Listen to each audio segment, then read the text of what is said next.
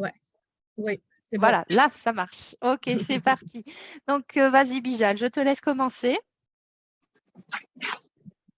OK. Bonjour, bonsoir, chers participants. Et nous sommes ici avec de retour avec le webinaire. Et c'est un grand plaisir de rencontrer un si grand nombre d'entre vous aujourd'hui, après, je pense, beaucoup de mois. Et je vous remercie de participer à ce webinaire. Tous ceux qui viennent de l'Inde, nous venons de retourner au travail après les vacances d'été.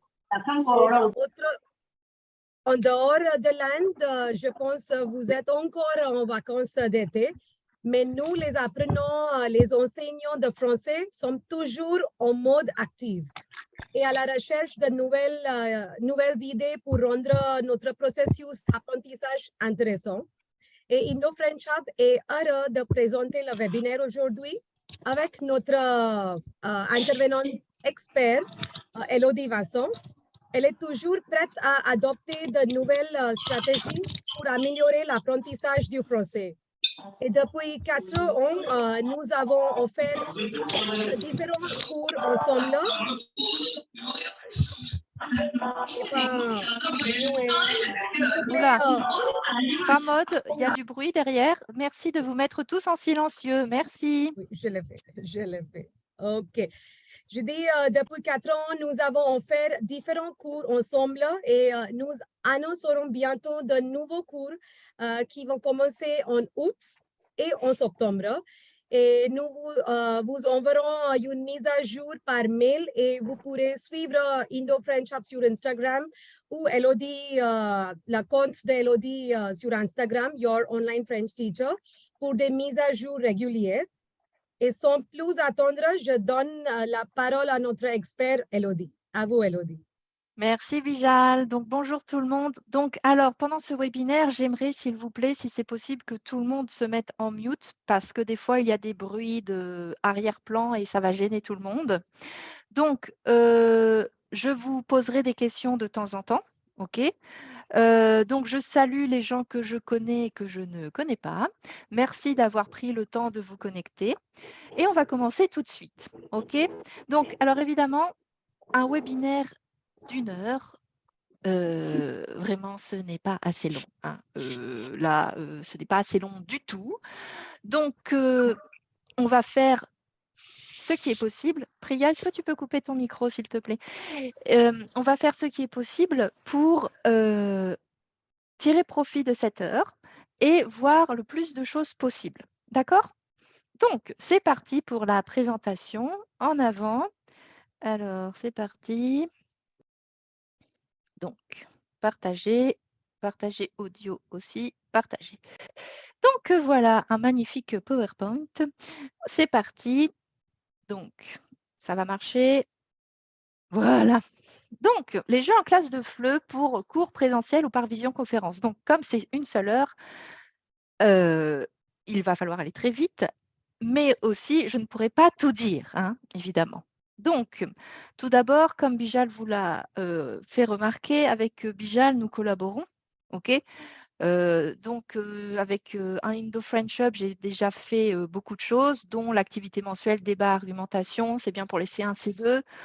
On a préparé le C1 ensemble, le C2, le B2, on a fait créer une unité didactique, on a fait de la phonétique corrective, littérature, écriture créative, CV, lettre de motivation, bref, on a fait des choses pour les professeurs de français en ligne, mais aussi pour les apprenants de FLE. OK? Donc, d'abord, avant toute chose, eh bien, avant de faire des jeux, il faut que vous fassiez une unité didactique. On est d'accord, hein? On ne peut pas, genre, allez, hop, je fais un jeu. Non. En général, le jeu s'inscrit dans une unité didactique. Cette unité didactique, vous l'aurez pensée avant. Et avec Bijal, justement, nous avons fait un webinaire gratuit sur comment créer une unité didactique. Et donc, vous le retrouverez sur le site web sur la page YouTube de Indo-French Hub, où pendant 1 heure, un peu plus d'1 heure, je vous explique comment créer une unité didactique et ainsi comment insérer le jeu dans votre parcours d'apprentissage, parce qu'il faut qu'il y ait une certaine logique. OK? Donc, dans ce webinaire gratuit et dans le cours qui a suivi créer une unité didactique, parce que nous avons fait un petit cours de 10 heures, nous avons vu différentes choses. Donc, surtout, ici, maintenant, ayez toujours en tête, à partir de maintenant, quelle sera votre unité didactique et surtout à qui vous vous adressez, des enfants, des ados, des adultes. Quoi? Vous faites quoi? Vous faites du FLE, du FLS, du FLI, du FOS, du FOU. Le FLI, c'est le français langue d'intégration. C'est quelque chose, c'est une nouvelle dénomination pour les migrants. Le FOS, donc objectif spécifique, FLS, français langue seconde, FOU, français sur objectif universitaire. Donc, vous faites quoi? OK? Parce que les supports, les contenus ne vont pas être les mêmes. Quelle approche, quelle méthode vous utilisez, communicative, actionnelle, mixte, etc. Où est-ce que vous faites ça? Est-ce que c'est en présentiel, en ligne, en hybride? Bon, nous, on va voir présentiel et en ligne, donc bon, voilà. Et pourquoi? Est-ce que vous préparez un examen? Est-ce que c'est pour le fun? Voilà, donc ici, vraiment, quand vous allez créer vos jeux, il faut d'abord penser à votre unité didactique et savoir comment pour savoir justement quel jeu utiliser et voilà, comment animer vos classes avec ces jeux. OK? Donc, surtout, une autre chose qui est très importante, c'est quand vous donnez classe, que ça soit en présentiel ou en ligne, il est très important d'avoir un support écrit. OK? Bon, j'ai seulement 14 ans d'expérience. Donc 14 ans, ça va, c'est relativement correct comme expérience. Mais que ça soit en présentiel ou en ligne, il est extrêmement important pour les apprenants d'avoir un support écrit. Donc c'est pour ça que très rapidement, je vais vous proposer les contenus que je mets à disposition des profs de FLE. Donc tout d'abord, vous avez, attendez, voilà, tout d'abord, vous avez mon e-book gratuit. OK, vous pouvez le télécharger, je vous mets les liens ici. OK, je vous mets les liens ici. Vous avez d'abord mon e-book gratuit qui c'est la base de A1.1. Donc ça, c'est très bien. Vous l'imprimez, vous l'utilisez avec vos élèves. Voilà. En plus des jeux, en plus de vos supports. Et aussi, pour vous aider encore plus, il y a quelques-uns de mes livres disponibles sur Amazon, comme la grammaire A1.2, le vocabulaire A1.A1 et évidemment mon planificateur de classe de français pour les professeurs de FLE qui va vous aider à donc planifier vos classes et ainsi pouvoir insérer des jeux dans vos classes. Donc, maintenant qu'on est d'accord qu'il faut faire une unité didactique correcte et qu'il faut avoir des supports écrits, je vais vous dire une vérité qui va peut-être vous choquer. Alors, qu'est-ce que je vais bien pouvoir vous dire? Alors, moi, Élodie, je vais arrêter de partager, OK, pour pouvoir vous voir face à face. Moi, Élodie, professeure de français maintenant en ligne, car je suis retournée vivre en France et en fait, je préfère donner des cours en ligne parce que c'est plus tranquille pour moi. Même si j'aime beaucoup les cours présentiels, c'est quand même plus tranquille pour moi d'être chez moi. Vous savez, comme ça, je fais une petite lessive, je fais de la vaisselle, enfin, vous voyez quoi. Bref, je ne recommande pas du tout, mais alors pas du tout les écrans. C'est quand même bizarre, je sais. Moi, mon activité, c'est donner des cours en ligne. Donc moi, sans écran, je ne travaille pas, hein, d'accord? Sans internet, je ne fonctionne pas. Et pourtant, je dis non aux écrans et je vais vous expliquer tout de suite pourquoi. Et pourquoi ça nous intéresse, OK? Donc je repartage. Grazie. Lo sai come OK. si mette uno sfondo Pardon? qui? Pardon? Donc, on y va. On était ici. Donc, les apprenants n'ont pas besoin de plus d'écran. Ce qu'ils ont besoin, c'est des interactions sociales.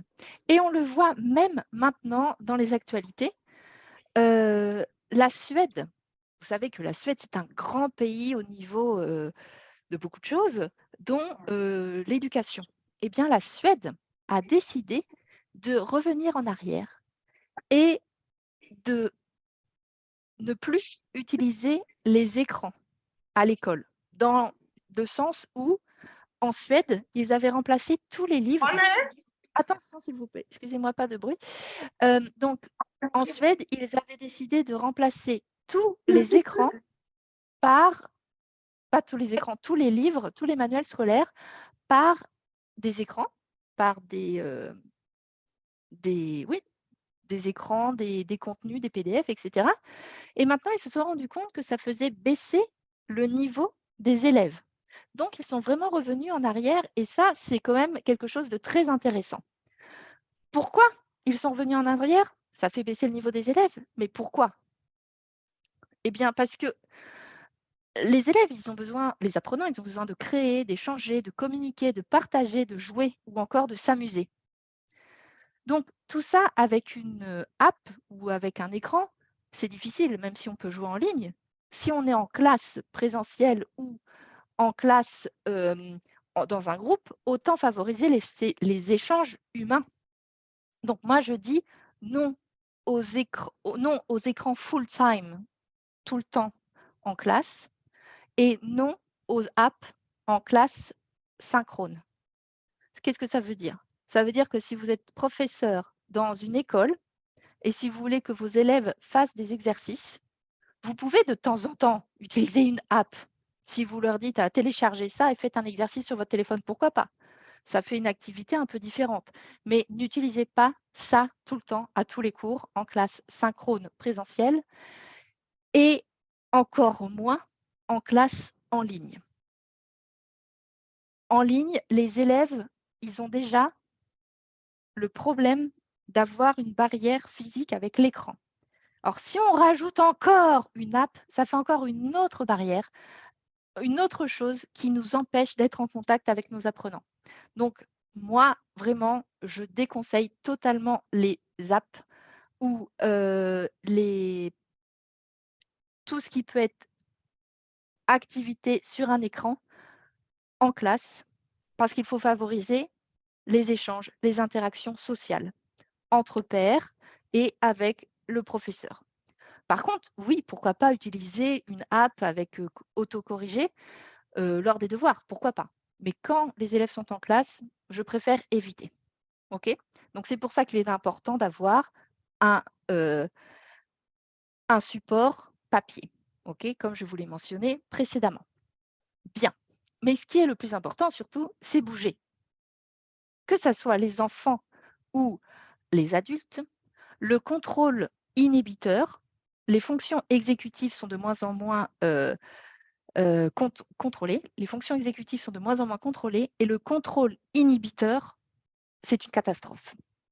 Si vous êtes prof pour des enfants en présentiel, je vous mets au défi de me dire que les enfants de maintenant réagissent de la même façon que les enfants d'il y a 10 ans. C'est plus du tout la même chose.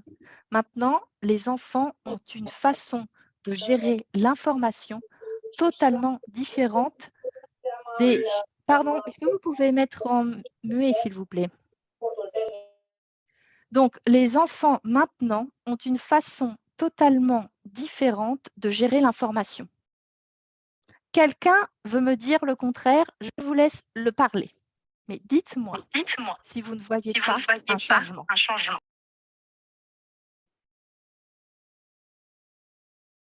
Qui n'a pas vu de changement entre on est en combien? Entre 2010 et 2023? Bon, je pense que si vous n'intervenez pas... Alors, dites-moi. Personne. Personne. D'accord. OK. Donc, on est d'accord. Je ne suis pas la seule à dire, à être, oh mon Dieu, oh, où allons-nous? OK. On est tous d'accord. OK, super. Donc, il y a un truc. Effectivement, le contrôle inhibiteur n'est plus là. Donc, je vous invite tous à lire sur les fonctions exécutives et le contrôle inhibiteur. Pourquoi? Pourquoi je sors la neuroscience là? Pourquoi? Je vais vous expliquer pourquoi. Donnez-moi 2 secondes que je partage mon PowerPoint. Où est mon PowerPoint? Il est là. Pourquoi? Parce que ça fait partie des piliers de l'apprentissage. OK? Les piliers de l'apprentissage, c'est quoi? Selon les neurosciences, hein, ce n'est pas moi qui ai inventé ça, d'accord, hein, je ne suis qu'une personne qui rapporte ces arguments d'autorité. Donc, les piliers de l'apprentissage, c'est quoi? C'est l'attention, l'engagement actif, le retour d'information, la consolidation. Je pense que nous pouvons être d'accord pour dire que l'attention, on ne l'a plus. Là, l'attention est extrêmement réduite. Aujourd'hui, les gens, que ce soit les enfants, les ados, les adultes, n'ont plus d'attention. Pourquoi? Parce que notre cerveau a changé à cause de l'utilisation des écrans. Et c'est donc pour ça que je vous dis de ne pas rajouter d'écran dans vos unités didactiques, dans vos parcours d'apprentissage. Oui, on peut mettre un peu d'écran, mais pas tout le temps, quoi. Ok? Un petit peu d'écran, oui, mais un petit peu, avec parcimonie, un tout petit peu. Et voilà, ne pas rajouter d'écran, quoi, en fait. Et c'est pour ça, favoriser les supports papier.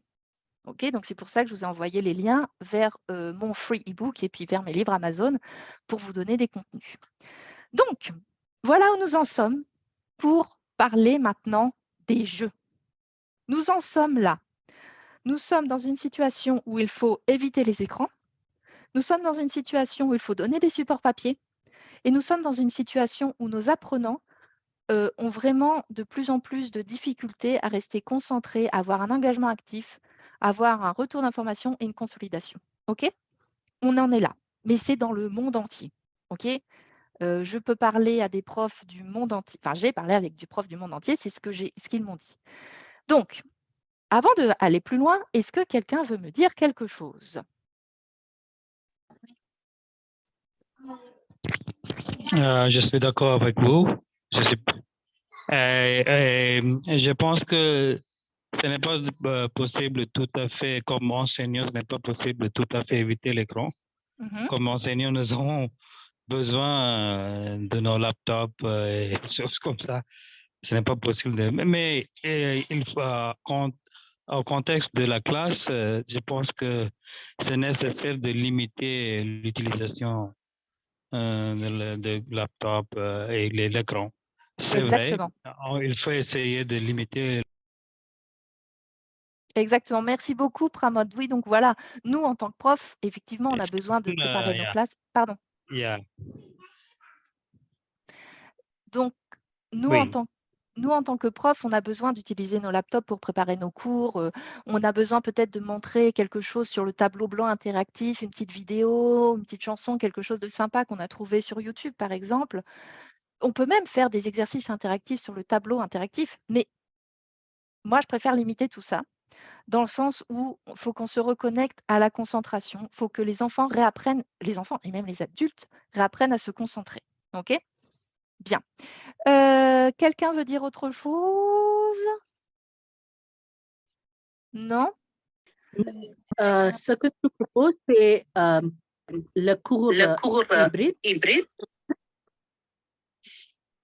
comme modèle.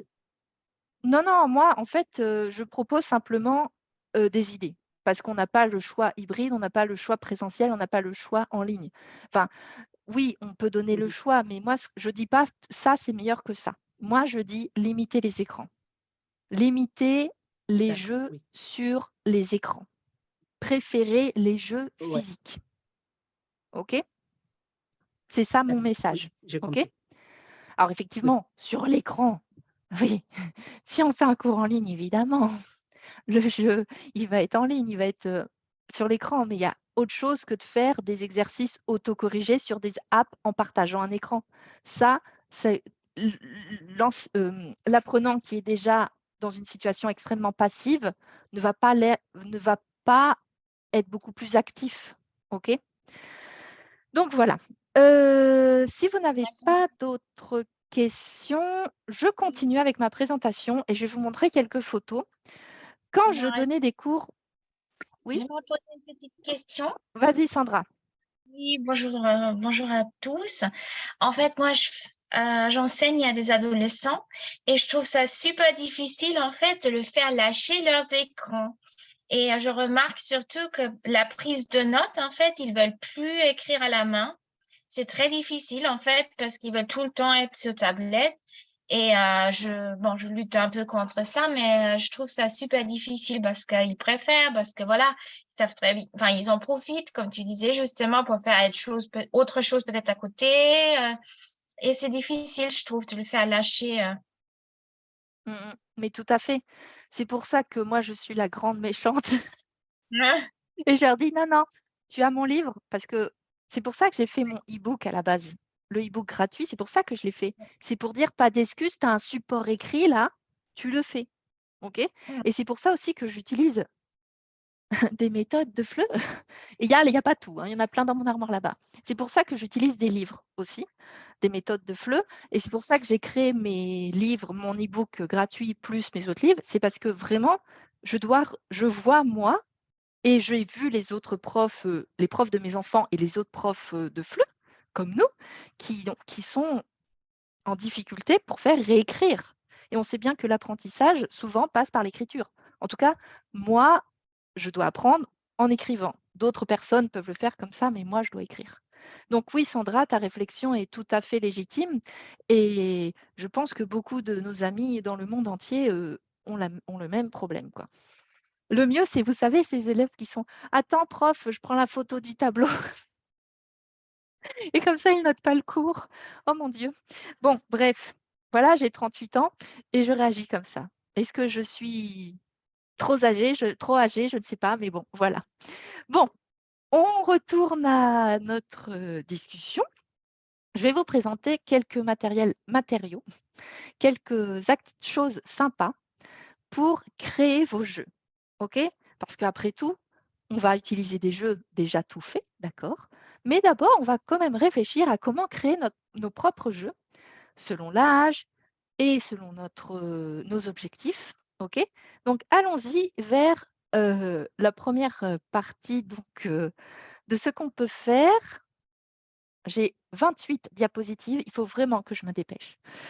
Alors, on y va.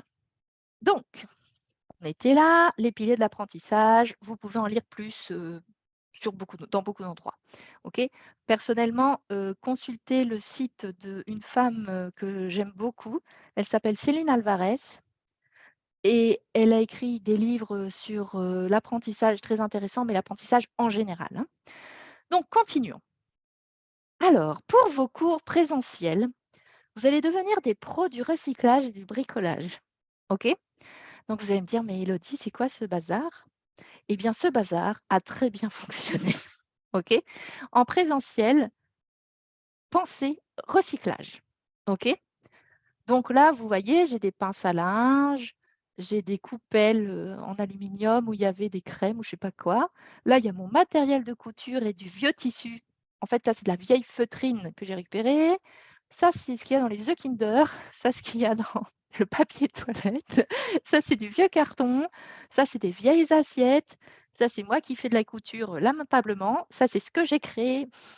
Et ça, c'est encore des rouleaux de papier toilette et des bouchons, etc. Donc, avec des matériels de recyclage du matériel que vous utilisez à la maison, quand vous achetez, je ne sais pas moi, des crèmes chocolat, des œufs Kinder, vous ouvrez une bouteille de jus d'orange ou une bouteille de lait, vous avez déjà plein de matériel qui est gratuit et qui est à votre disposition. Alors effectivement, je vais vous expliquer comment fonctionne tout ça, hein. Ne vous inquiétez pas, je vais vous expliquer comment fonctionne tout ça, OK? Mais c'est juste pour vous dire que voilà, Élodie fait du recyclage, OK? J'ai dépensé une fortune en matériel, mais j'ai aussi beaucoup recyclé, OK? Donc là, vous allez devenir des pros du recyclage, OK? Mais vous allez aussi investir sur le long terme, OK?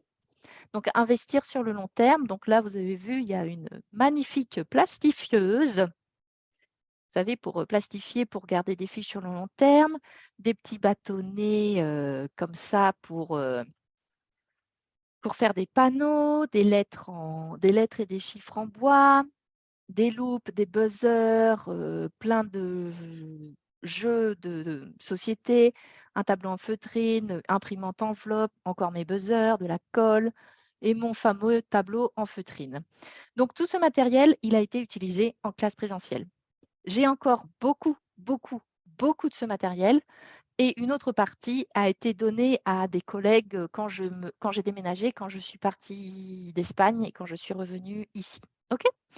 Donc, je vais vous montrer ensuite 3 petites vidéos et après, je vais vous montrer ce qu'il en est. OK? Un moment. Hop là. Donc, comment ça marche? Donc, regardez bien ça. OK. Oh non! Yeah! Oh, che l'aria,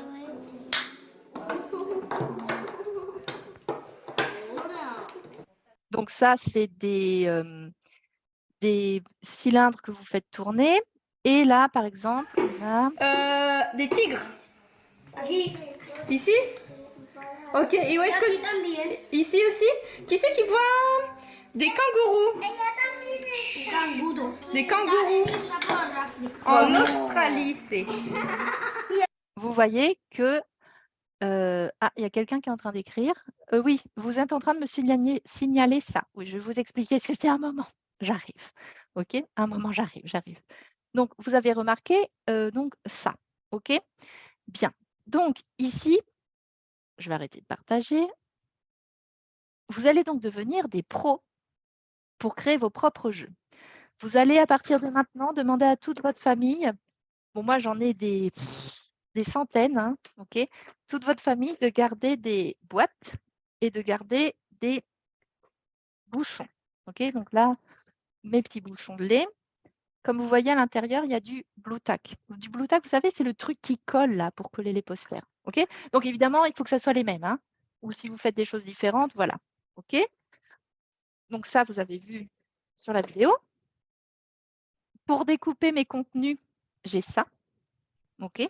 Parce que si vous devez tout découper au ciseau, c'est fatigant. Il y a ça, vous savez, c'est des grosses perforeuses comme ça. Et donc ensuite, vous pouvez coller votre pastille à l'intérieur de votre bouchon. Je vais vous expliquer ce qu'on peut faire avec, hein, mais d'abord, je vous explique la technique. Okay? Donc, moi, j'ai plein de bouchons, par exemple. Ça, si vous voulez faire une roue avec, je ne sais pas, là, moi, par exemple, j'ai fait la roue des émotions. Il y a ces petites choses-là que vous trouvez sur Amazon pour vous les coller avec un scratch ou du Blu Tack, hein, même. Et puis, voilà, vous faites des petites roues comme ça. Oh, la chose préférée des enfants. Quand vous faites des jeux pour, par exemple, des Jeopardy, des trucs comme ça, des buzzers. Alors, ça va être la cacophonie dans votre classe, mais ils vont adorer. OK?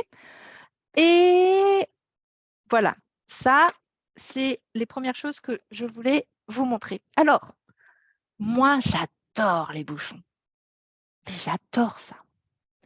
Vous savez pourquoi? Vous avez vu que là, mes élèves, ils étaient très petits. Mais très petits. Ils avaient 4 ans, 5 ans. OK? C'était quand j'habitais encore en Espagne. C'est des élèves qui avaient 4 ans, 5 ans. Quand des élèves sont si petits, ils n'ont pas la...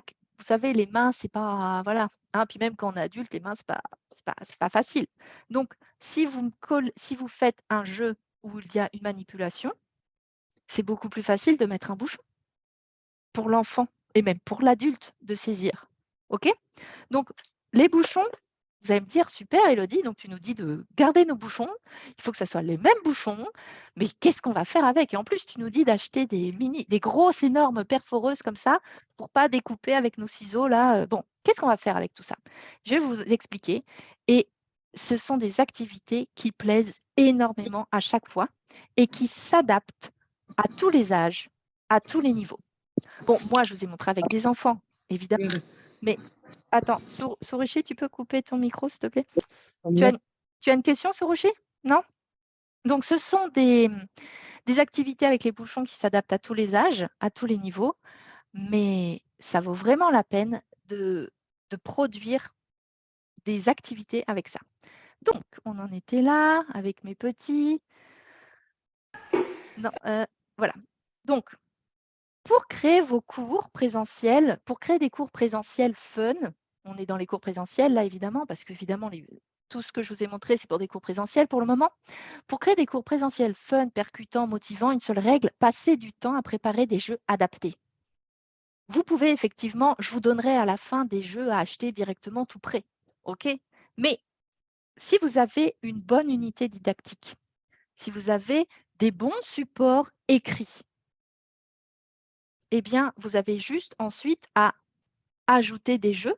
Et ces jeux, il faut absolument faire quelque chose où vous ne perdez pas de temps. OK, vous allez faire des jeux, vous allez passer du temps à faire des jeux au début, à les créer vous-même, mais ils seront hyper personnalisés à vos classes. Ils seront surtout réutilisables une année sur l'autre. Et en plus, vous pourrez les adapter à différents niveaux. OK? Donc, maintenant, si vous n'avez pas de questions, passons tout de suite à l'utilisation des bouchons. Alors, les bouchons, c'est vraiment pour tous les âges. OK? Et c'est très pratique pour diviser la classe en petits groupes. Si vous avez une classe de 30, vous faites des groupes de 5, par exemple. OK? Donc, évidemment, il faudra faire 5 sets de bouchons. Et voilà. Alors ici, vous remarquez, donc c'est pour des petits, mais ça peut aussi s'utiliser pour des grands. Hein, voilà. Sauf si vous travaillez dans quelque chose de très professionnel où là, Garfield, ça ne passe pas.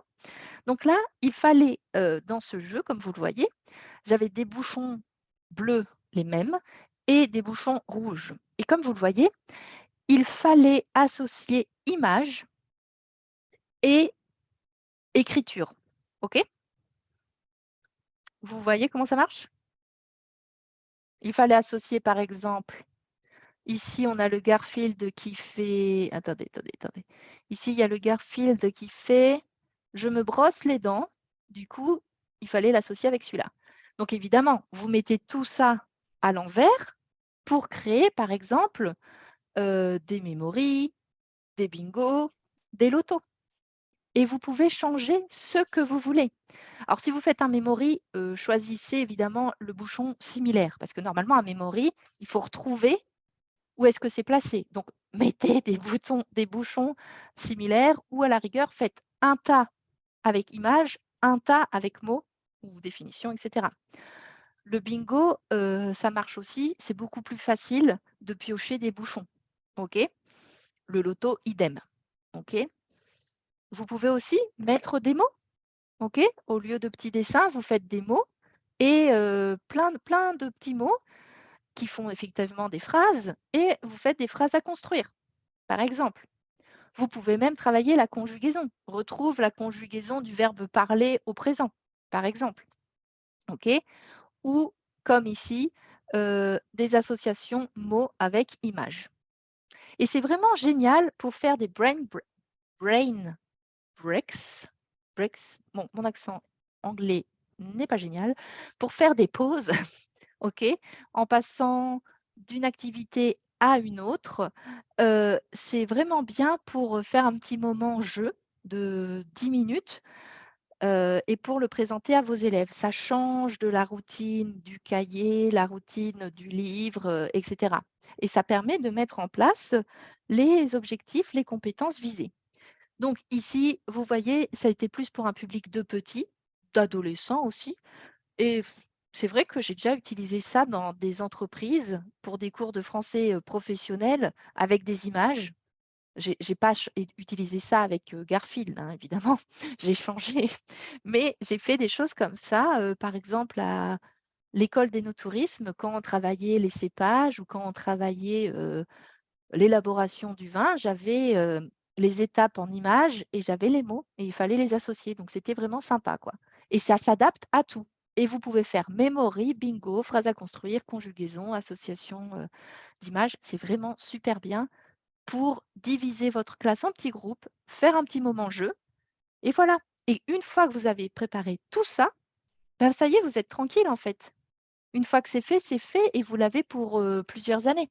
Donc, ça va vous demander du temps pour le faire, mais ça vaut vraiment, vraiment la peine. Alors, est-ce que vous avez des questions là-dessus, s'il vous plaît? Est-ce que vous comprenez comment utiliser ça, les bouchons? Oui, Je n'ai pas. je pense qu'elle a une question, oui. Oui? Oui, Julia, vas-y. Je n'ai compris, c'est quoi loto et bingo, comment on fait?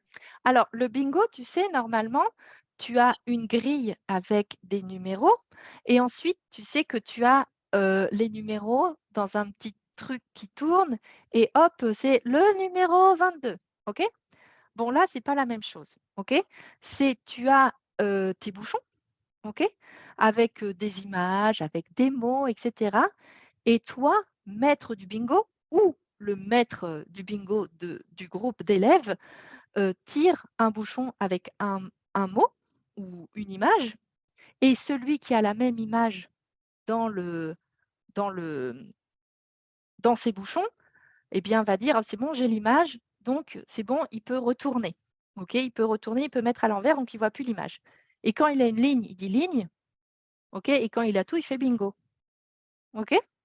Merci. Je ne sais pas si mon explication est superbe. Voilà. Et donc ça, c'est bingo. Et le loto, c'est simplement, tu sais, un cheval. OK, donc comment ça se passe ça, le loto? En fait, le loto, ils sont par groupe de 4 ou 5, pareil. Et il y a les bouchons sont à l'envers. OK? D'accord? Les bouchons sont à l'envers, ils ne les voient pas. OK? Et ils ont une grille papier avec ce qu'il y a sur les bouchons. Et donc, quand ils prennent quelque chose, il faut qu'ils le remettent sur leur grille papier. OK? Donc, soit ça correspond par image, soit c'est le verbe conjugué au présent à telle personne. OK? Voilà, il y a plein de choses à faire. Et les bouchons, vraiment, c'est tout bête, mais ça donne une plus-value impressionnante. Donc, voilà. Merci. D'accord.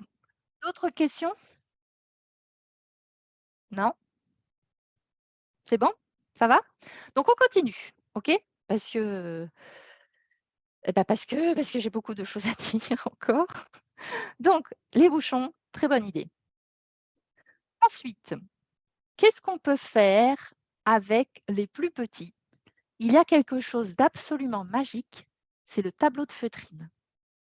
Alors, c'est tout simple. Vous achetez ou vous trouvez, OK, un panneau en bois, là, comme ça, hein, je sais pas, comme ça, un panneau en bois, un panneau en carton, mais moi, je préfère le bois.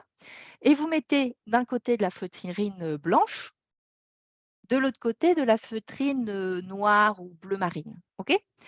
Et vous créez vous-même des petits personnages, comme moi j'ai fait ici. OK?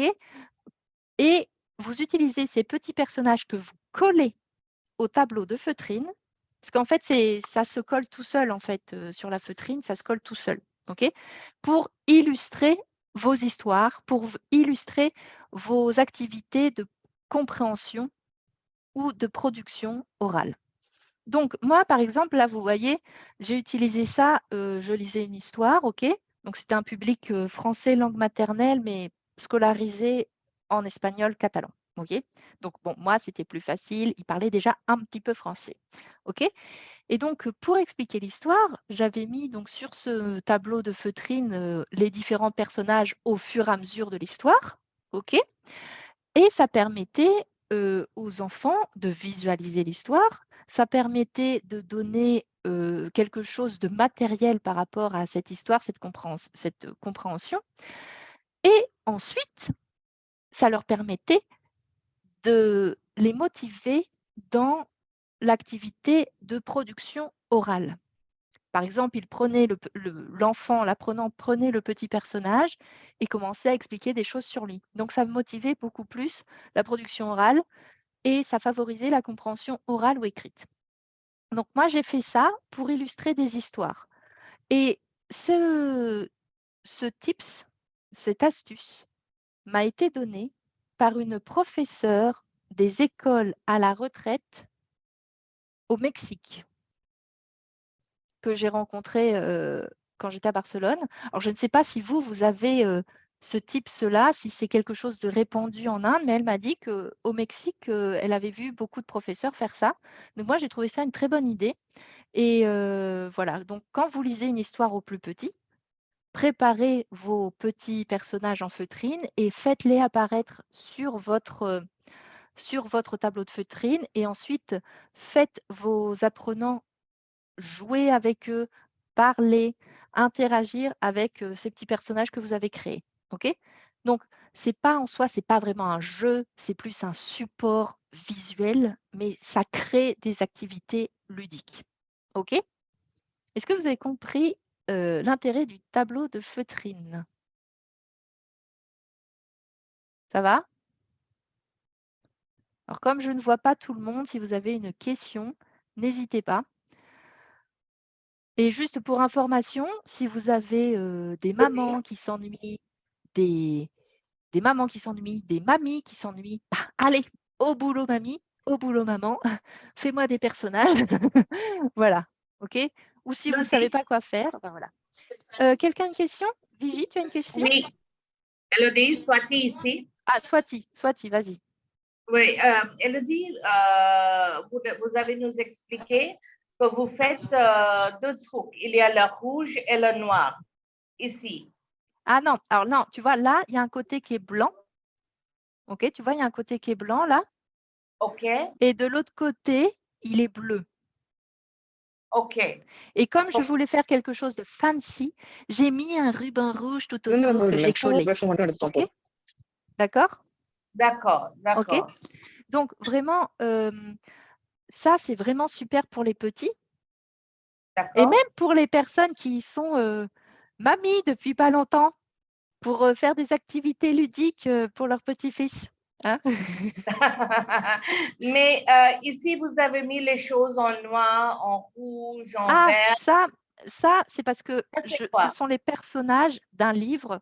Ce livre s'appelle Le monstre des couleurs et c'est un livre qui est utilisé pour les enfants de maternelle pour leur faire apprendre leurs émotions. OK? Pour que les enfants de maternelle apprennent à identifier leurs émotions. Comme ça, ils seront des adultes qui savent gérer, identifier leurs émotions et ensuite gérer leurs émotions. OK? Donc ça, c'est typique du livre que j'ai expliqué à ces enfants-là. OK?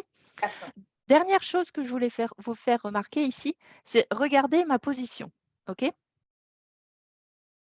Vous voyez que on est dans une dans une position où moi, je ne suis pas supérieure à mes apprenants, je suis dans une position, on va dire, horizontale. C'est-à-dire que j'essaie toujours de me mettre au même niveau que mes apprenants. OK? En général, j'ai de la chance, mes apprenants, que ce soit les tout petits, les adolescents et les très grands, sont très, très, très gentils. OK? Alors, je ne sais pas si c'est parce que je fais peur ou autre, mais en tout cas, ils sont toujours très gentils. Donc, moi, j'essaie toujours de me mettre dans une position pour être au même niveau que mes apprenants parce que ça facilite aussi la communication et ça facilite le jeu. OK? D'accord? Donc, voilà. Ensuite, on continue. S'il n'y a pas de questions, on continue. Maintenant, on va passer, toujours pour les cours présentiels, on va passer au panneau. Alors là, ça va vous demander un petit investissement en temps, mais ça vaut le coup. Là, c'était par rapport à une histoire, j'ai préparé des panneaux pour qu'ils me répondent à des questions. Mais vous pouvez tout à fait préparer des panneaux avec oui, non, vrai, faux, ou d'autres réponses qui correspondent à votre niveau. OK? Donc, c'est tout simple, c'est des bâtonnets de glace. Sauf que là, ce n'est pas des bâtonnets de glace, c'est quelque chose que j'ai acheté parce que je ne mange pas assez de glace pour avoir autant de bâtonnets. OK? Et donc là, c'était par rapport à une activité de compréhension et toujours par rapport à une histoire chez des petits. OK? Mais ça peut s'utiliser pour tous les âges et pour un groupe énorme. Bon, évidemment, si vous avez un groupe énorme, il faut faire beaucoup de panneaux. Hein?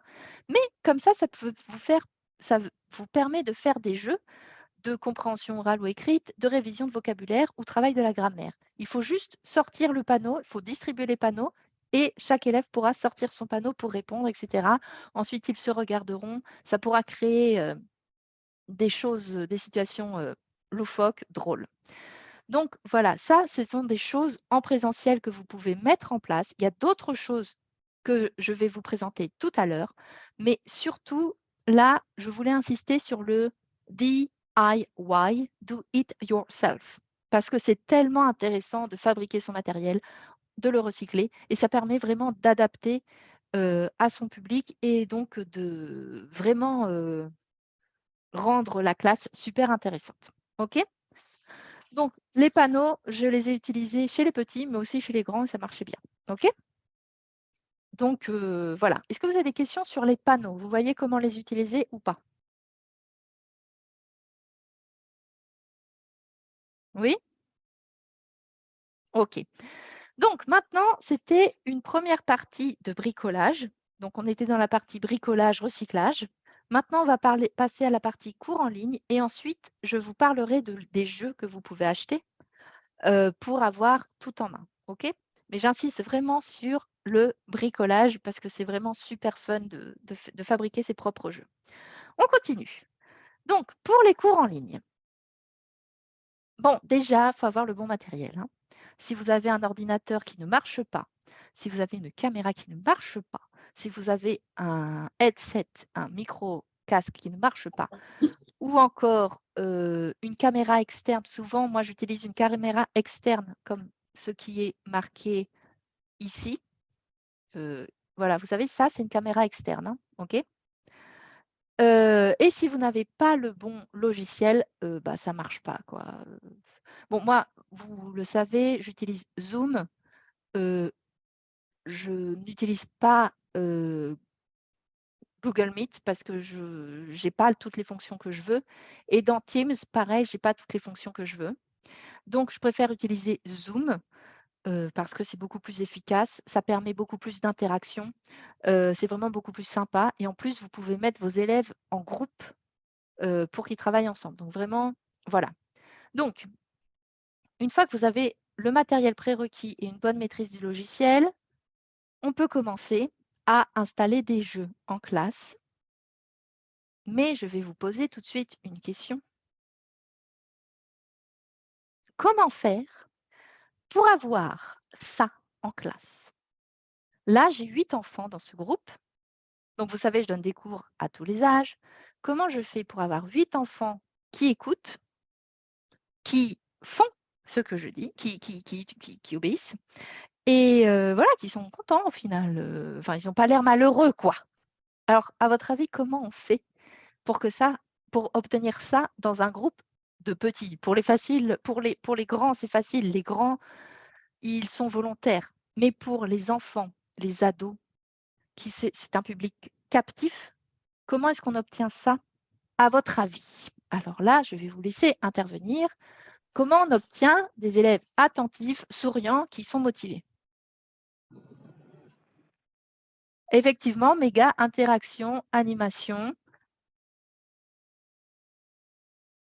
Quelqu'un veut dire autre chose? Comment on obtient des enfants qui nous écoutent, en fait? Alors, oui, Anjali, vas-y. Oui, bonsoir à toutes et à tous.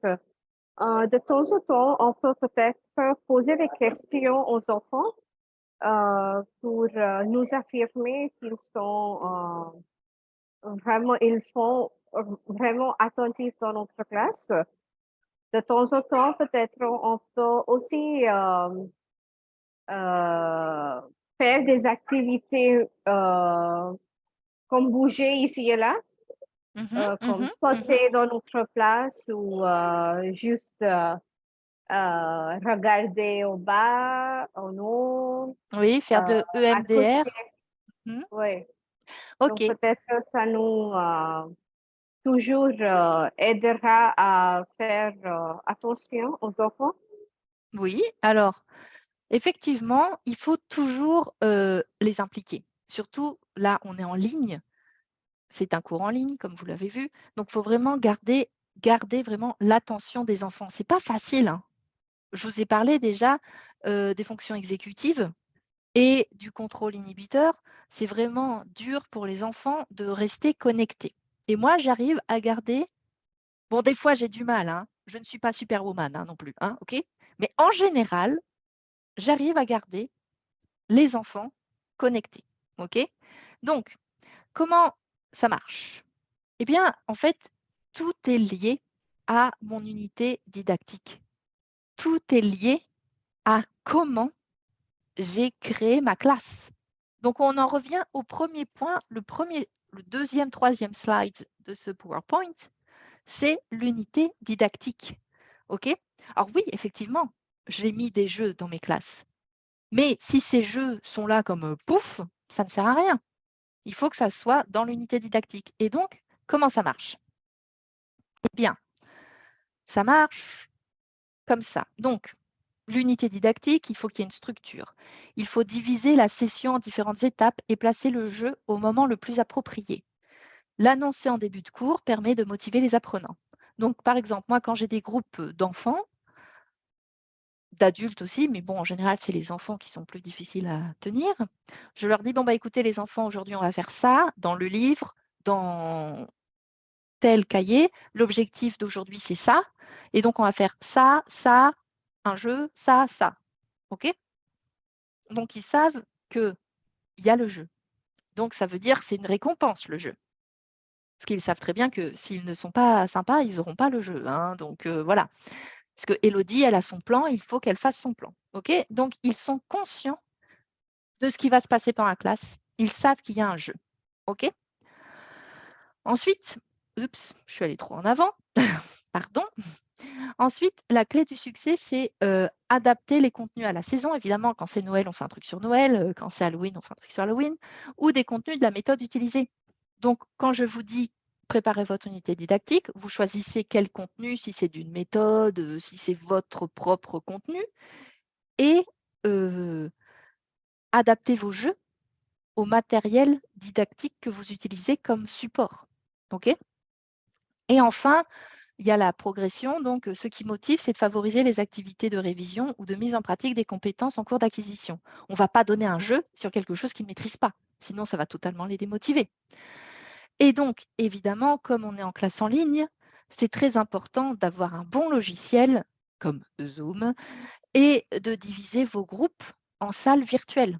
Si vous pouvez proposer un jeu, s'ils sont assez grands, et si vous pouvez proposer un jeu sans que vous ayez à intervenir vous directement, vous pouvez diviser votre groupe en salles virtuelles et passer de salle en salle pour voir s'ils font bien le travail correctement. OK? Ça, c'est tout à fait possible avec Zoom. OK? Bien. Donc, après, vous allez me dire, OK, d'accord, Élodie, super, mais maintenant, qu'est-ce qu'on fait en ligne? Qu'est-ce qu'on fait pour les maintenir motivés, pour qu'ils se concentrent? Je vous ai dit, n'utilisez pas d'application. N'utilisez pas d'app, d'exercice autocorrigé en classe en ligne quand vous êtes en train de donner la classe, quand vous êtes de façon synchrone. Oui, vous pouvez le donner pour les devoirs, mais l'objectif de la classe de français, c'est quand même d'avoir un échange avec le prof ou avec les autres apprenants. Donc, favoriser les jeux entre les personnes. OK? Et en classe individuelle, favoriser les jeux avec vous. OK? Parce que sinon, le public en ligne, il y a déjà cette barrière, comme je vous l'ai dit. Si on rajoute une autre barrière avec un autre écran, avec une autre activité sur un autre écran, qui n'est pas la vidéo, où il voit le prof et le groupe, là, ça va rajouter de la distance et de la perte de concentration. Et ce n'est pas ce qu'on veut. OK? Donc alors, quel jeu faire en classe en ligne? Il y en a plein. La lettre magique. C'est là où intervient donc mes fameuses lettres. OK, donc là, j'ai plein de lettres là-dedans. OK, des lettres en bois. Vous allez dans n'importe quel bazar. Vous savez, les bazars où on trouve tout. Vous allez dans les choses de scrapbooking. Moi, j'ai trouvé ça dans les choses de scrapbooking. OK? Mais je n'ai pas dépensé une fortune, hein, c'est pas cher. Et donc, vous avez la lettre magique, par exemple. Donc, moi, souvent, j'ai ça. J'ai un sac, qui est toujours devant mon ordinateur. J'ai mes lettres de l'alphabet dedans. Je leur propose une lettre et je leur sors une lettre et ils doivent me proposer un mot qu'on a travaillé avec la lettre B. Enfin, il faut donner les instructions selon ce que vous travaillez. Mais voilà, ça donne un bon support, ces lettres-là. Alors évidemment, il y a le qui est. Le qui est, c'est tout à fait possible de faire des groupes de 2, des groupes de 4 pour jouer au qui est, ou même en individuel, hein, si vous êtes en one-to-one avec votre apprenant. Les dés à histoire, là, les dés à histoire, c'est vraiment génial pour les faire parler. Et c'est pour ça que moi, j'ai besoin de ma caméra externe parce que je partage 2 écrans, en fait. Je partage moi, ma tête, et la caméra externe qui va filmer les dés. OK? On a le pendu, évidemment, très facile. Le cadavreski, où tout le monde écrit sur le chat. Le texte puzzle, où là, ils essaient de reconstituer un texte qui est sur votre écran. Là, à la rigueur, vous pouvez utiliser une app où chacun a accès à cette app. Mais après, c'est pareil. Les faire sortir de la classe et leur dire d'aller sur un site pour voir l'activité, c'est risqué. Donc, faites-le plutôt sur votre écran et demandez-leur de vous donner les instructions ou donnez-leur le contrôle de votre écran pour déplacer le dit texte. OK ? On a mon petit œil à vue, évidemment. Le jeu de loi, où là, pareil, vous partagez votre écran avec Zoom, c'est tout à fait possible de faire bouger votre jeton. Vous avez juste sur le côté un dé que vous lancez. Vous savez, il existe des apps avec des dés. Ça fait juste une toute petite partie de votre écran, donc là, il n'y a pas de problème. Donc, le jeu de loi avec des questions pour chaque case. Le schmilblick. Donc, le schmilblick, en fait, c'est qu'ils doivent trouver quelque chose. OK, ils doivent poser des questions fermées pour trouver ce quelque chose. Le Pictionary, le tabou, le ni oui ni non, le calligramme ou encore l'image cachée. Donc, l'image cachée, si vous avez une image cachée, et vous avez mis des numéros, des carrés avec des numéros sur cette image, et ils vont dire, et dans chaque carré, il y a un numéro 1, 2, 3, 4, 5, 6, etc. Et ils vous vont dire, OK, je veux le carré numéro 2. Donc, vous prenez la question qui correspond au carré numéro 2, vous posez la question, et s'ils ont la bonne réponse, vous enlevez le carré, et hop, une partie de l'image apparaît.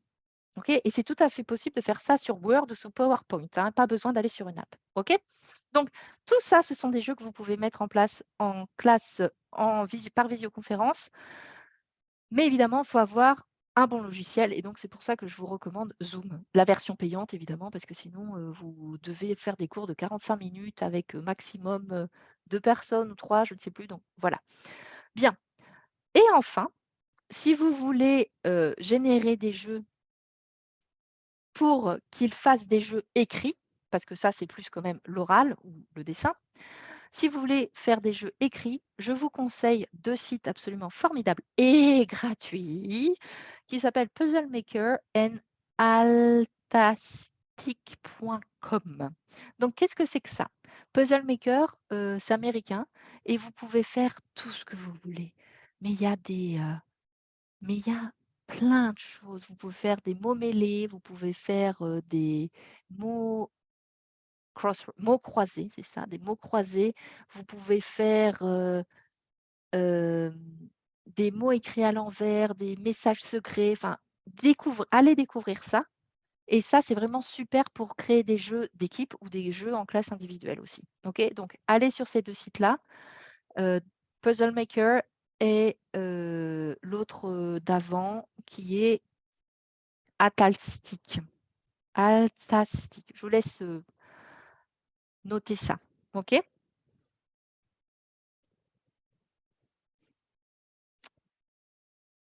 Donc, est-ce que vous avez des questions avant que je passe à ma dernière partie sur les jeux à mettre en place en ligne, en classe individuelle ou en classe groupée? On est vraiment des cours là par visioconférence synchrone. On n'est pas du tout en asynchrone, hein, on n'est pas en préparation de classe ou autre. Et donc, c'est pour ça que je vous ai dit, les apps, pas pendant la classe. Pour les devoirs, oui. Mais sinon, pas pendant la classe. Sinon, on met encore une barrière et on met encore de la distance et on perd encore le contact avec les apprenants et on perd ce contact, quoi.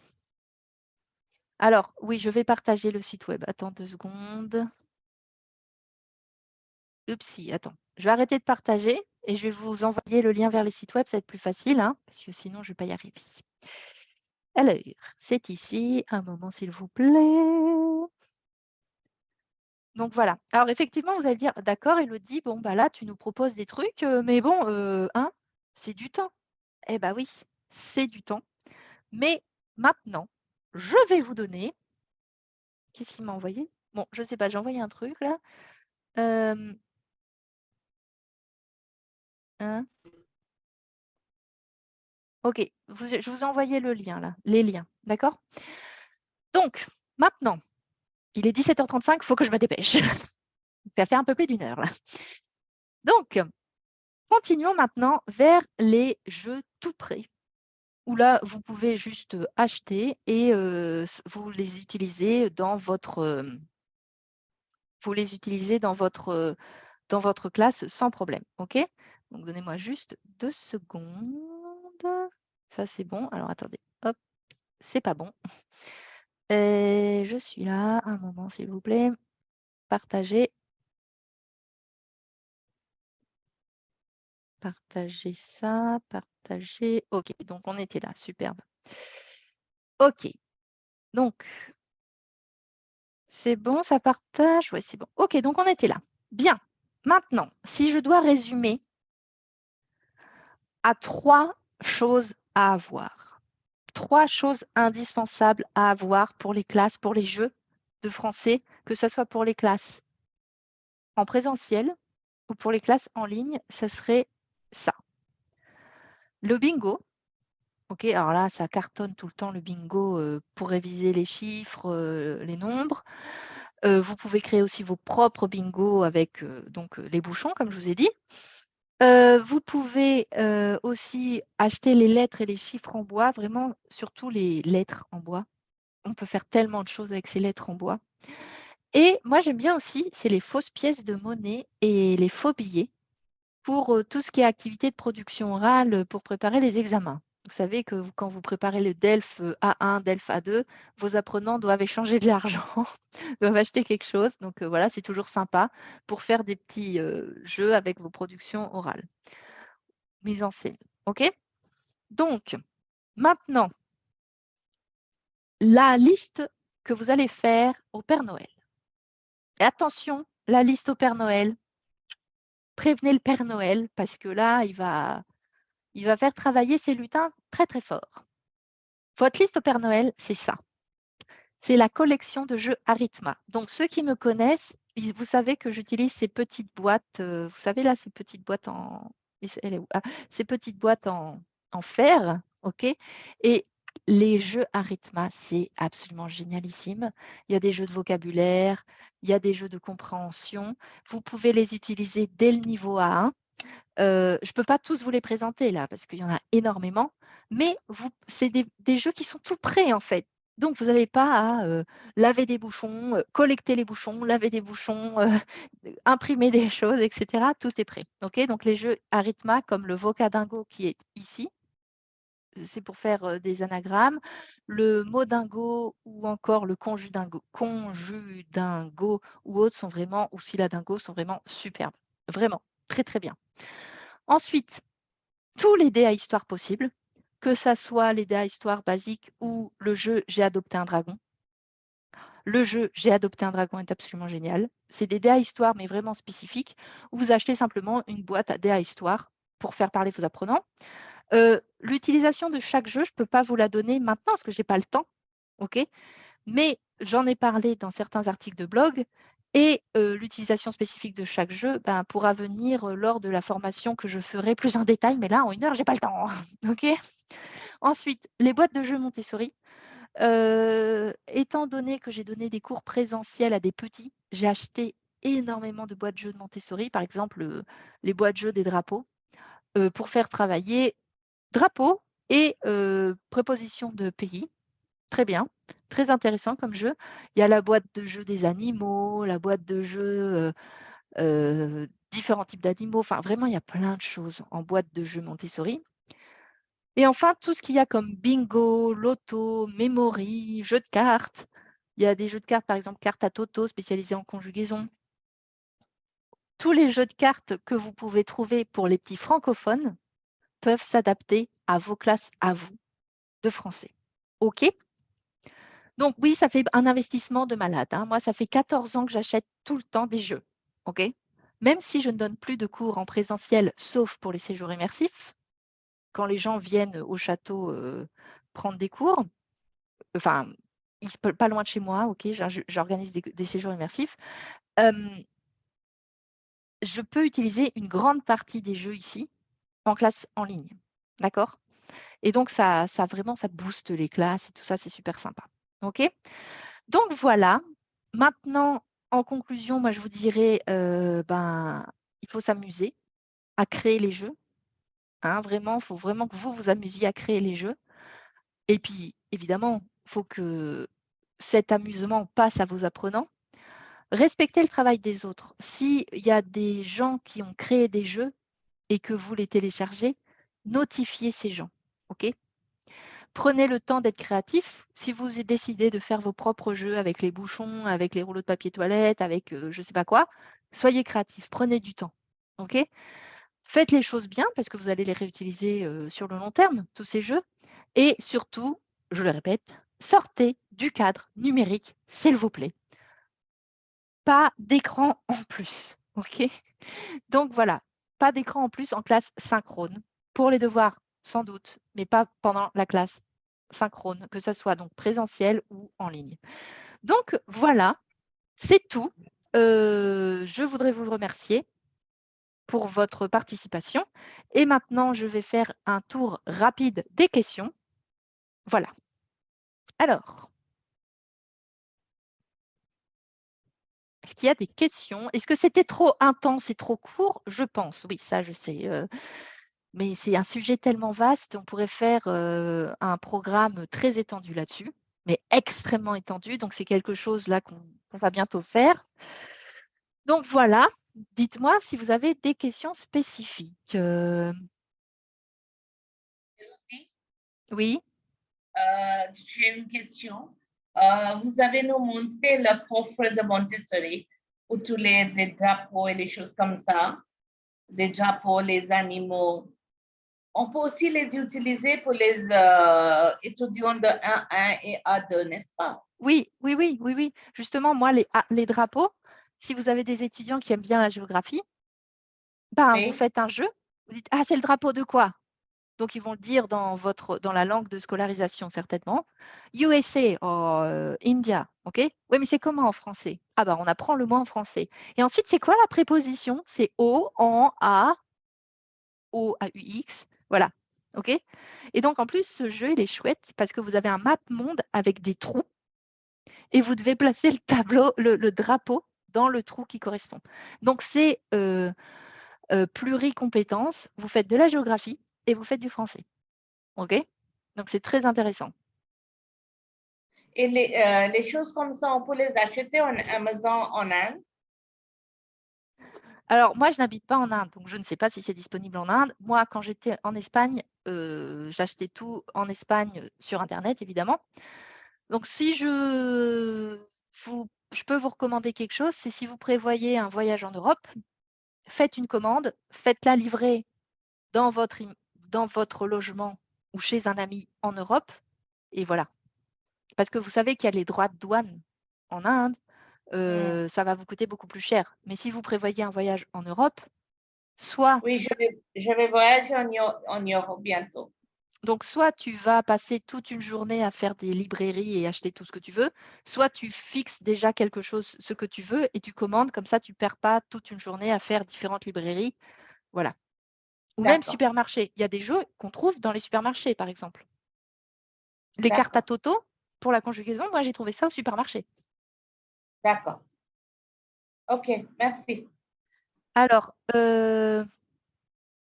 donc, le jeu, quelqu'un me demande comment ça fonctionne, Alastic, le Scramblinator. C'est un jeu, c'est un site web, tu mélanges les lettres. Mais il y a plein de jeux possibles.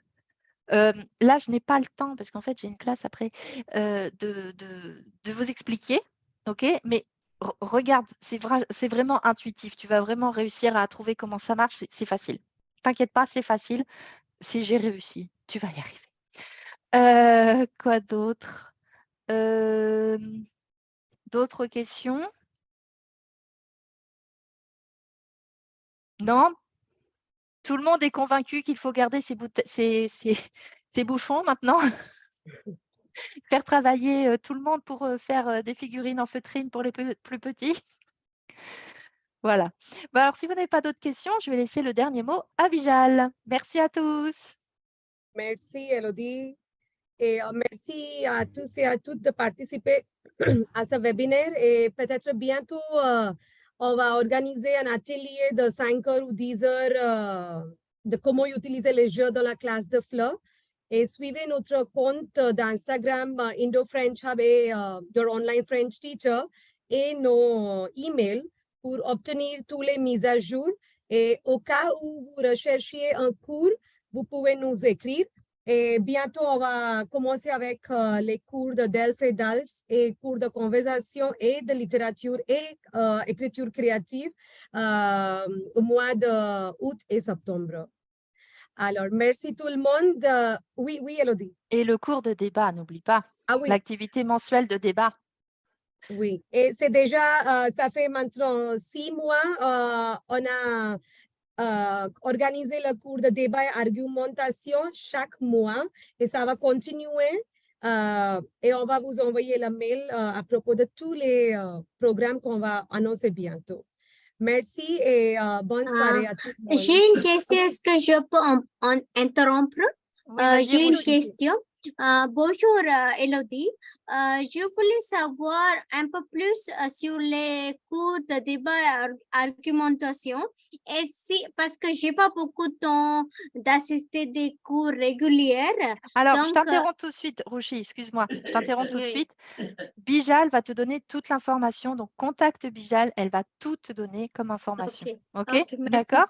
Et enfin, Nidi, alors ce que j'ai donné, évidemment, les exemples que j'ai donnés, c'est pour les enfants, mais comme je t'ai dit, ce que j'ai fait, les exemples que j'ai donnés, je les ai adaptés à des adolescents, à des adultes et même à du français professionnel. Donc, c'est vraiment à toi d'avoir la créativité pour dire, OK, j'ai ce matériel, maintenant, il faut que j'adapte ce matériel et mes questions à mon public. C'est pour ça qu'au début, je vous ai dit, attention, créez une unité didactique d'abord. Identifiez votre public, c'est la clé. Et après, tous les jeux peuvent s'adapter. Voilà. Ok, merci Elodie. Donc, Bijal? Oui, c'est tout et bonne soirée à tout le monde et on termine ici. Merci. Merci tout le monde. À la prochaine. Au revoir. Merci Au revoir. Elodie, au revoir. Au revoir. Merci.